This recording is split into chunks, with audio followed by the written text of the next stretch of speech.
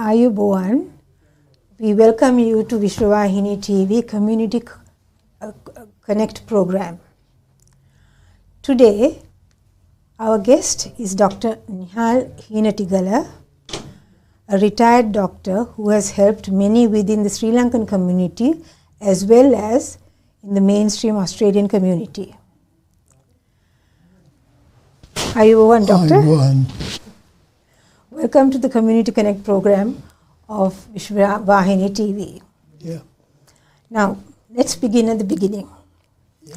Let us talk about your school and university days. Okay. Far back. My school started. Just let me finish this. When you were at school, okay, you tell me about your school. Yeah. I first went to Royal Primary School in Colombo, which is close to where we were living. So my first school thing there was Royal Primary School. And then? I was there for about 4 or 5 years, and at the end of that time, I had to sit for the exam to enter Royal College. And unfortunately, I did not enter Royal College, and I was sent to Thurston College, which was where the discards from Royal were sent. Discards. But those who went to Royal did extremely well. There were lots of my friends who ended up playing cricket. And I think that was the criterion for selecting for Royal College. If you played cricket, you had an advantage. You had a pass to Royal College. People like Sarath Samarasinghe, Nihal Heenatigala, who played for Sri Lanka, Harsha Samarajiva. So there were lots of my friends who ended up at Royal College. And I ended up at Thurston. And my father was not very happy with the progress there. So somehow he used some friends whom he knew to get me into St. Thomas's Gurutalava as a boarder. To which I went for 5 years. And my first year, the headmaster was Dr. Heyman, an Englishman, who was also a maths and physics master. And I was hopeless in maths and physics because I didn't see the relevance of doing physics if I wanted to become a doctor. But at the end of that 5 years term there, Dr. Heyman suggested he is extremely weak in maths and physics, should be transferred to arts, meaning history, geography, civics and subjects like that. Humanities. Yes. So my father said, why don't you do arts? I said, but that's what Dr. Heyman wants. I don't want that. I want to become a doctor. So I want to do chemistry and biology. And so that's what I did. I ended up getting the prize for chemistry, and for the first time in the history of the school, I got a distinction in biology. Right. So this was at St. Thomas's Gurutalava. So you studied at Gurutalava, not in Colombo, no, not Mount Lavinia. Not Mount Lavinia. So from Gurutalava, the next step is Mount Lavinia. So I entered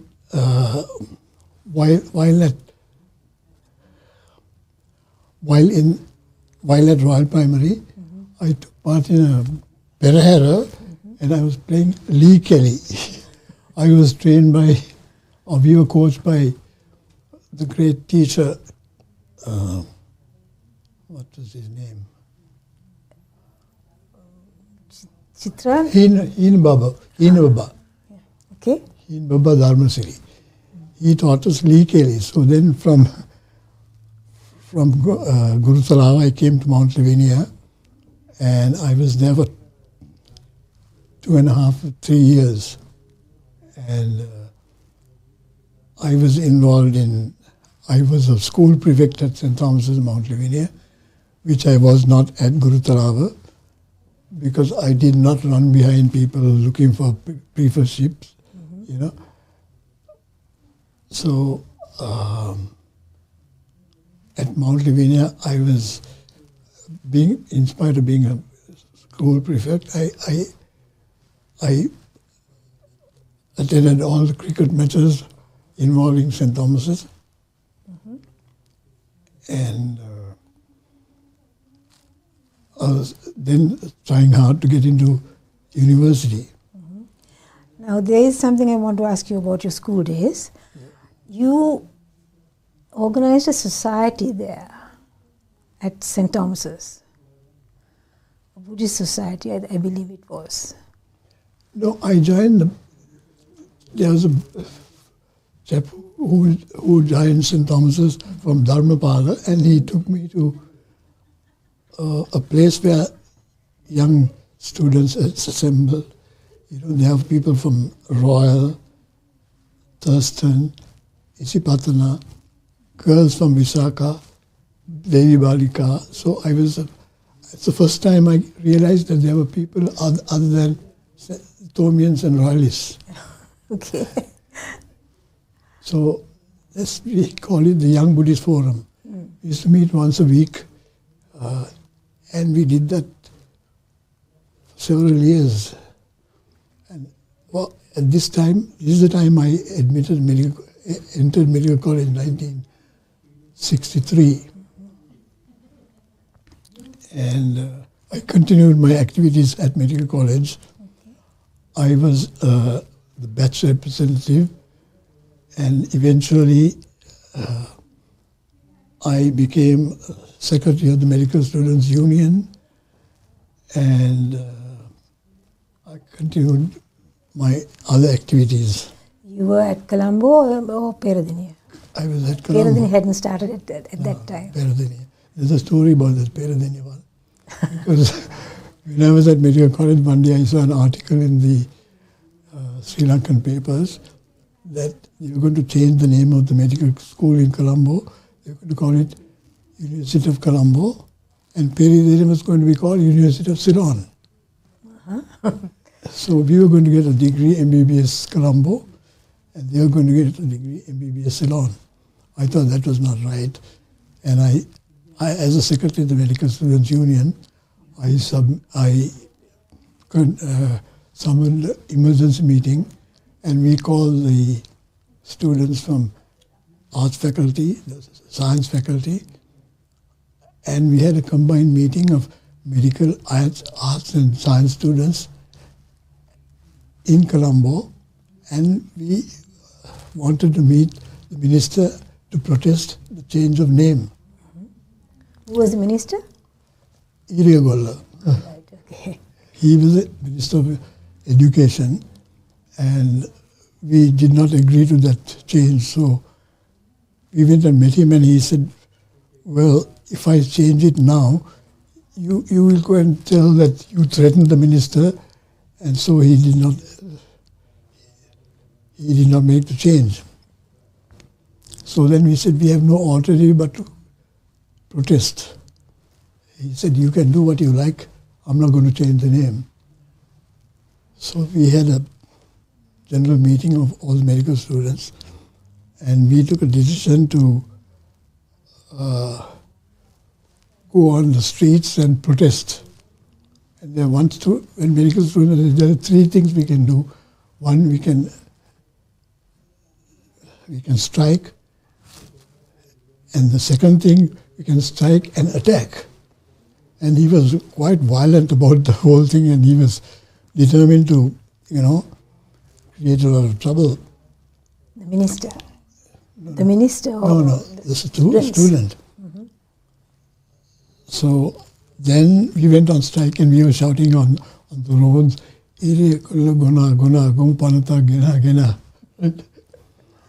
and all the students who could hardly speak Sinhalese, they were shouting that. And we even met so many members of parliament, asking them to,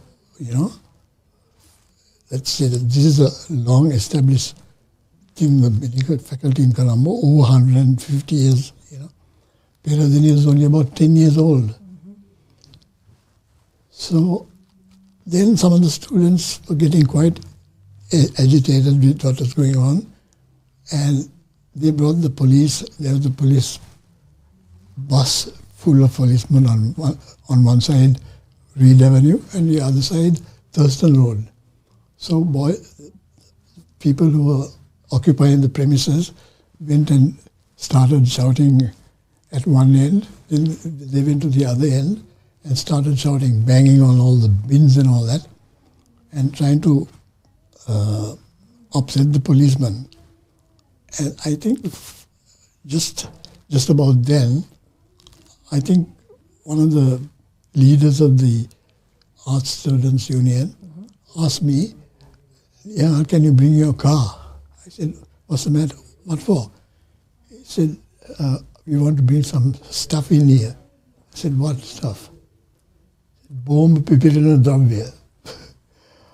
I thought, this is going a bit too far.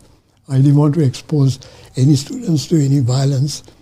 So I thought we had to do something about this. So I knew Mr. Bredman Veerakorn, who was the permanent secretary to Mr. Dudley Senayaka, the president. Prime Minister. Prime Minister. Not the president, yes.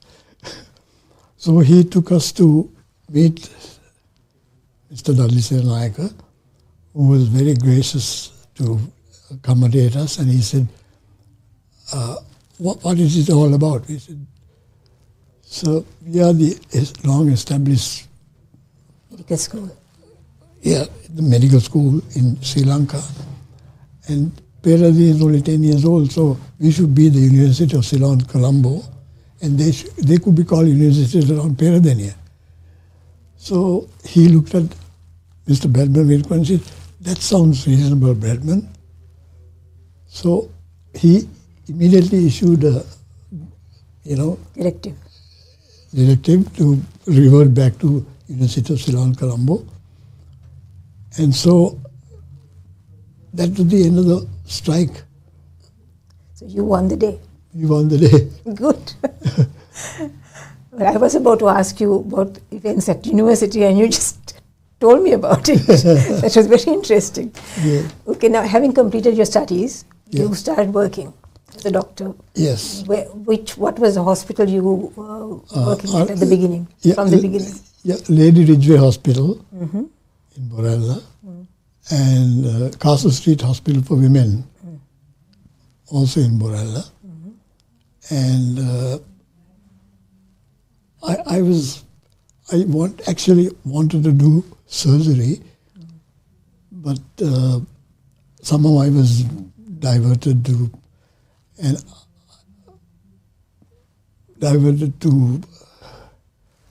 stick to gynecology or pediatrics. So then I thought we must start earning some money now. And I told someone that I want to go into private practice. And a family friend, Dr. Anian Soiza, who had a practice in Dankotua, he said, "I haven't been there for a few years. Someone took over my practice. He's also not there, but if I go back, some of my patients might come back to see you." So I said, "That's fine." And I didn't know where Dankotua was anyway. It was about 10 miles from Negombo. And place well known for local gossip, right? So in the middle of all that, I went and started a practice there. And at this time, all my friends were sitting this exam in Colombo to go to United States. All my friends passed the exam, and they took off to the US. And some of them who went to England said, "Why don't you come here to England?" So I had no idea of leaving Sri Lanka. I said, "I'm not a traitor. I'm not going to run away from this place. I'm going to stay here and serve the people." But then money was an important thing because, You have to live. Being the eldest in a family of 7 children, I thought I must help the others as well. Without being selfish and going to specialize in, making big money, I thought whatever little I earn, I'll try to, help the others as well. And so I did not think of leaving the country, but all my friends started writing to me and saying, "You're wasting your money and time here in Sri Lanka, why don't you come across to England?" And someone said, "It gives me a job as well in general practice." Mm-hmm. So then I went to England. I did a thing called a GP training program, and the doctor was a Jewish gentleman, very nice chap, and I worked in a place, Tottenham. Mm-hmm. And I became a supporter of Tottenham Hotspur, the English soccer team. Mm-hmm. 2 of them who were actually playing for England, Martin Peters and Martin Chivers. Mm-hmm. And Irish goalkeeper was the Tottenham goalkeeper. So then the practice where I was working, I was doing all the hard work, doing all the home visits and, And I worked for after Dr. Heyman, I thought I'll go to a general practice somewhere else. And I joined the practice, Indian lady, mm-hmm. doctor, and the husband was a Pakistani man, Aftab Ahmed and Anila Garkal. So I worked with them for about 1.5, 2 years. And I thought, I'm not getting any joy doing this job. I want to go into the hospital work. So I went and worked at the Emerson Hospital as a casualty officer. Mm-hmm. And only thing is, the pay was peanuts. And my wife had 1 baby and expecting the second one. And so I had to do a little extra work. So I went to work for a thing called the London Relief Service. Mm-hmm. Where you go to work at 7 o'clock in the night and you work till 7 in the morning doing home visits. And you see about 15, 20 patients. A night. For a night. And you know how much you got paid for the 12 hours? What was that? £50. Which would have been a pittance. That was, because my hospital job paid me about £250, but that was not enough. So to supplement that, I did this night work. And while doing that work, one of the girls asked me, "Do you do any stitching and knitting and all that?" I said, "That's my job in emergency." He said, "Can you do a little job at Wembley for us?" So I went to Wembley for the first time, and I was paid for that, £10. Just for that one job? One day for the Wembley Grand Final. Mm. So that was a dream that I had, to go to Wembley one day, and that came with a bonus of £10 as well. So you saw Wembley for £10 and earned £10. Yes. Anyway, so I thought this is a place where you're like slave labor, £50 for 12 hours night work and £10 for a job at Wembley. I thought I must get out of this place. And I rang my friend Nihal de Silva, mm-hmm. Who captained Arlanda, mm-hmm. and we used to study together, and he told me, "Why don't you come to America? I can fix you up with a job here." Only openings was in psychiatry or geriatrics. All right. And I said, "There are enough mad people in America, I don't want to come there. I'd rather go back to Sri Lanka and treat people there than come to treat mad people in your country." Okay. So, in the meantime, I met a friend from Sri Lanka who was working in New Zealand. Mm-hmm. He had come to England to specialize, and he said, "Why are you trying to go to America. Why don't you go to Australia? I said, I have no idea about Australia. Anyway, I might have to do exams and all that again. So anyway, I applied for a job. And my salary in England, I must have earned about £250 a week. So my job in Tasmania, they were offering me $27,000. So that was like a death slaughter for me. $27,000 a year. Yes. So I said, and they were paying me airfares and removal expenses and all that. All that. So it's going to be nothing for you to move. Yeah. So I took up the job in a place called Rosebery in Tasmania. And that was a mining town. Population about 3,000. And when we went there, my wife was saying, "Where are we? We're like in the in the wilderness, you know." And when I went to work there, two huge hefty miners came to meet me, had an appointment to see me, and they said, "We are from the Australian Workers Union. We want to know whether in the event of an accident underground, are you prepared to go down to the worker?" I said, I didn't think anything about it. I said, if it is in a safe place, I'll go down. They shook my hand and said, "Welcome to Rosebery. Right, you're the first doctor to say you'll go underground without $500,000 insurance cover." I thought, what have I done now? Did you ever have to go down? But Did you ever have to go down? I had. You did? Yes. You know, the same day, then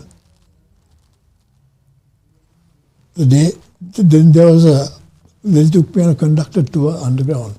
And when they got into like a cage, it was the lift. Yeah. The bulb hanging, and they put the switch on and the lift went down.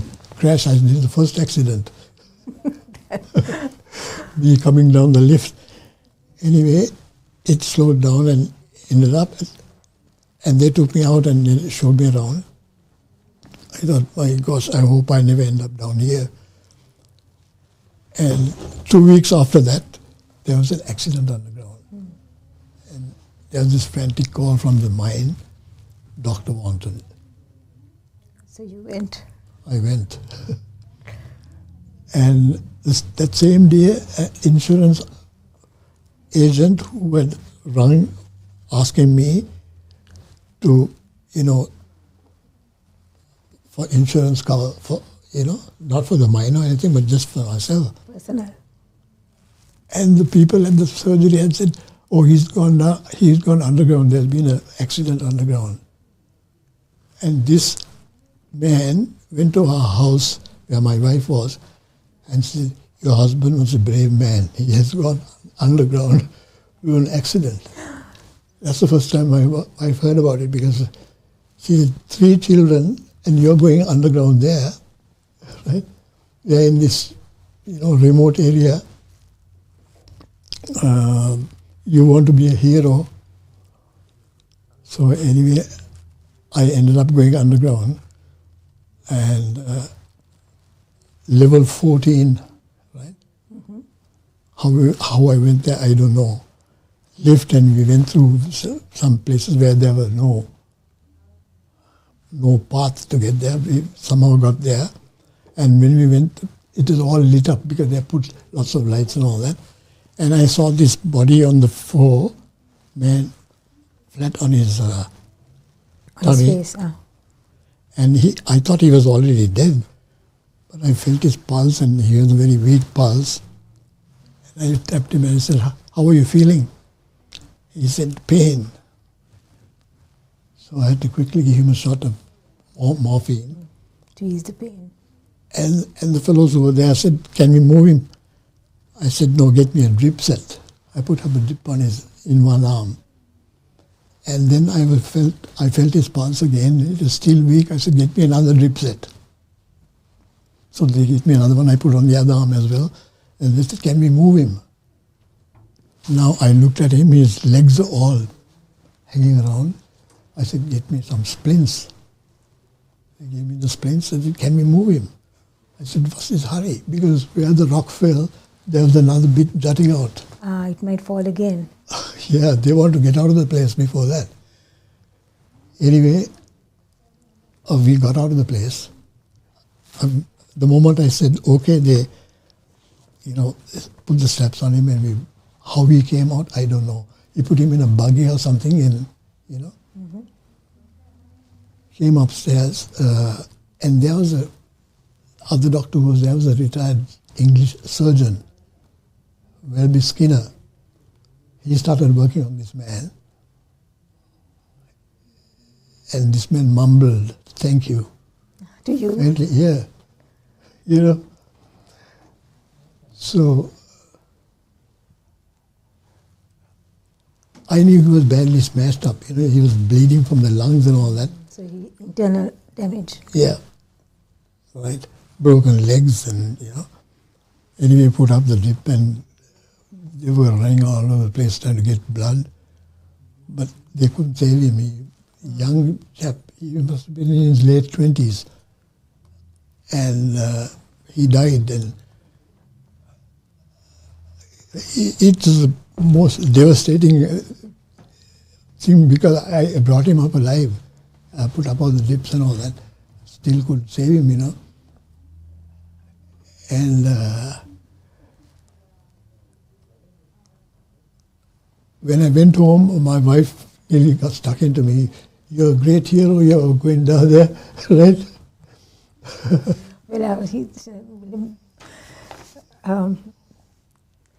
Okay, now most of the questions that I wanted to ask, you have been answering. Now then you moved to Melbourne. No, from the mining town, I was there for only 2.5 years, 3 years. I bought a practice in Devonport in Tasmania, and I started working there. And I used to go and watch cricket matches they were playing at Devonport. And one of the things I did was I became the doctor for that cricket club. For that cricket club. Yeah. And they had a cricket match there between the West Indies and England, a one-day match between West Indies and England. And while I was having lunch, during the break, one fellow came running and said, Doc, you're the doctor? I said, yes. Viv Richards wants to see you. So I thought, Viv Richards, wow. So I quickly gobbled up my food and went inside. There was Viv, bare-bodied, sitting like this, and he said, I got blocked, I can't breathe. Have you got one of these sprays? I said, I don't carry the sprays around, but I do use acupuncture for that. And I take my acupuncture everywhere. He said, oh, I had that before. So I got him to sit down, and I put needles on either side and one on the head. And I even took a picture because no one will believe that I gave this man acupuncture. Yeah. So I gave the thing, and while the needles were there, Michael Holding was going that way. He saw me with the needles, and he said, put down there, Doc. Right? So we glared at him, and he ran off. Right? Anyway, that was, now after treating Viv Richards, there were pictures in the papers, Viv Richards having acupuncture and all that. And the footy team, not football, not the soccer, but the football team, coach came and met me and said, we want you to be a doctor for our footy club. I said, what do you want me to do? You want you to come on Tuesday for the normal games. The VFL, yeah. Yeah. Then on Saturdays for the games. I said Tuesday is the only day I go early so my children know that they have a father. So Tuesday is out, but Saturdays, some Saturdays I work and some Saturdays I don't work. When I'm not working, I'll be there. They said, what's your fee for that? I said, I don't charge for my sports activities. I don't charge. He shook hands. He said, "Thank you very much. We'll be happy to see you." So I went along, and I was treating people with acupuncture for shoulders and hamstring injuries and all that. And for the first time, after so many years, Devonport won the grand final, right? And the fellow who's now captaining Brisbane, Chris Fagan, played in that team in 1988, the year we won the grand final. So he's now the coach of Brisbane. Right. Yes.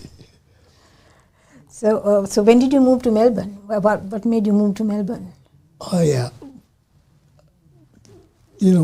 This Tasmania was out of, Out of the way. out of the way. So we thought we wanted to send our children to school in Melbourne. I sent my elder daughter to PLC in Burwood, and she was having such a good time that even the second one said, "I also want to go." So we sent her also, and only my son and my wife were there in Tasmania. And we said, let's get out of this place, and family split here. So I bought a practice in Tasmania, in Melbourne, 1991. I went to Melbourne. Mm-hmm. In Melbourne, one of my patients, I said that I did this football in Tasmania. He said, "My son is the president of the footy club here in Noble Park. I'll ask him to come and see you." Yes. So next thing is, this chap came and saw me. Am I talking too much? No. Okay. So you were doing the VFL. You were the doctor for the VFL and the Noble Park Club as well. Yeah. Right. And one more question. Yeah. You were the first president of Spur. Yeah. It was a newly formed organization which was formed in 94, 95. And you were the first president. Yeah. Anything interesting happened? Any activity that you remember? I remember there was a big rally. Just before the big rally, we wanted to inform all the members of Parliament. Yes. About give them the other side of the picture. Yeah. Actually, it started because one of my patients in Tasmania was Senator Michael Tate. Mm-hmm. And when he came to see me as a patient for the first time, he said, "You're Sinhalese?" I said, "Yes." And he said, "You people are giving a hard time to the Tamils." I said, "Who told you that?" He said, "I know, I met the leader of the opposition, Mr. Amintalingam." I said, "That's not quite correct." So this concept was going around that we were treating them like that. And so when I came to Melbourne, when I was still in Tasmania, some fellows from Melbourne were going to Canberra. Uh-huh. And I remember you came over and you joined them. I joined them. Yes. I thought I must, And I think that's why you were offered to be the first president of Spur. That's right. Right. No, because we had a meeting where lots of people spoke, and they were all talking in English. And one chap said, "You're all talking in English, why don't you talk in Sinhalese?" Siripala. Right? And the main speaker impressed me. I knew this is a man who was really